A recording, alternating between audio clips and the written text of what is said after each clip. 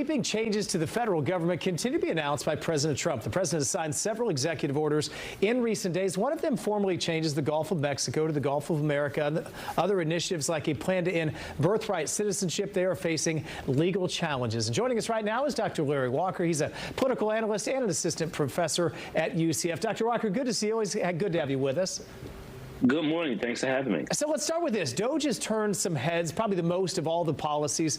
Some surprising government wasteful spending we've seen. Democrats trying to slow that effort. What are your thoughts on the first few weeks?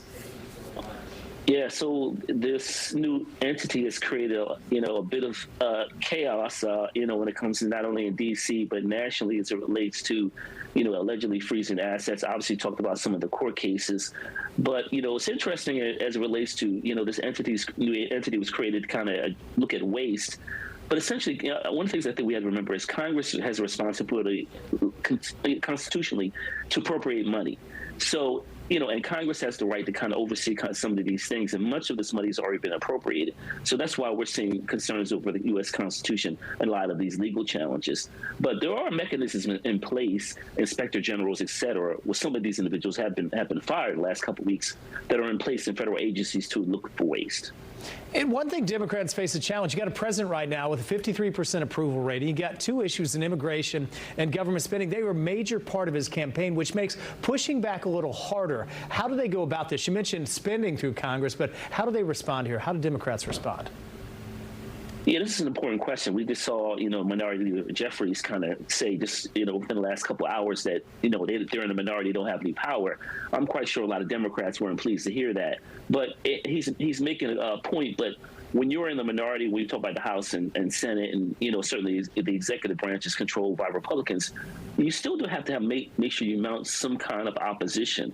And so I think that, when I talk to some Democratic voters and pundits, that's the concern there, that, even though you're in the minority, you have to have some kind of counter agenda to win back voters. Because remember, the House is up in just 2 years. So, there's still a lot of moving pieces that take place in a very short period of time. Yeah, it almost becomes a public opinion campaign. You may not win with the votes, but you can maybe win when you get the next election. Let's shift things right now to Tallahassee. Lawmakers starting a third special session. A lot of this has federal bearings as well with immigration. What will you keep your eyes on?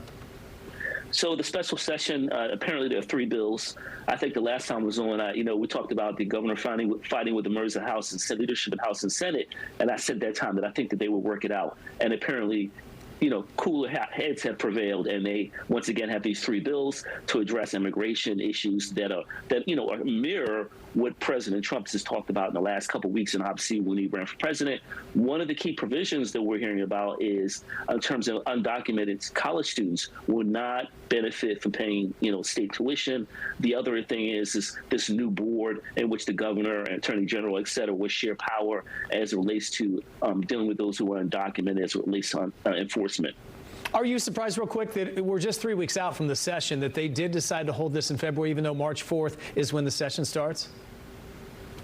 I'm not surprised because, when the president, was sworn in, he signed, a flurry of executive orders, and he ran on this, issues relating to immigration. And so we know that, whether, there's a lot of individuals here in the state of Florida who are undocumented, obviously also those from TPS who benefit from that, right, who are here legally, we have TPS. So there are hundreds of thousands of, Floridians or those who are here who are going to be impacted by, immigration law. So, and we're the 3rd largest state in the United States. So I'm not surprised because, once again, they want to mirror what President Trump is doing.